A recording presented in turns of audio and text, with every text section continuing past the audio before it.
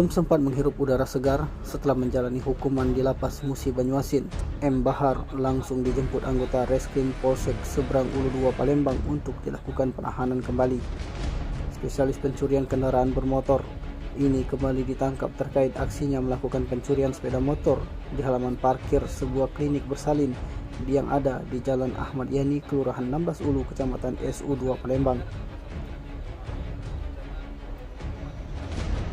Kapolsek SU2 Palembang, Kompol Bayu Arya Sakti, didampingi Kanit Reskrim Ibtu Andrian, saat diwawancari wartawan mengatakan aksi yang dilakukan tersangka saat korban bernama Ivanali memarkirkan motornya jenis Yamaha Mio di tempat kejadian perkara untuk bekerja.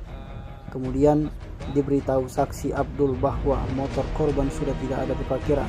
Setelah cek melalui CCTV ternyata sudah dicuri orang. Lalu korban membuat laporan ke Polsek SU2 Palembang. Tersangka berhasil dan beraksi mencuri motor korban dengan menggunakan kunci diterpe. Tersangka sebagai eksekutor dan satu rekannya masih DPO. Tersangka sendiri menjalani hukuman di lapas Muba dalam perkara curanmor. Atas perbuatannya, tersangka akan dikenakan dengan pasal 363 KUHP dengan ancaman 7 tahun penjara. Sementara itu, tersangka mengaku perbuatannya telah melakukan pencurian sepeda motor di parkiran klinik bersalin di Jalan Ahmad Yani.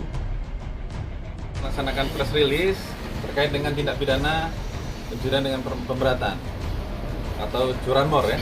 Curanmor dengan tersangka Muhammad Bahar atau Bahar yang modusnya memang mencari sepeda motor yang dapat dicuri dengan modus menggunakan kunci T. Barang bukti 1 unit sepeda motor Yamaha Mio warna merah dan sudah kita amankan.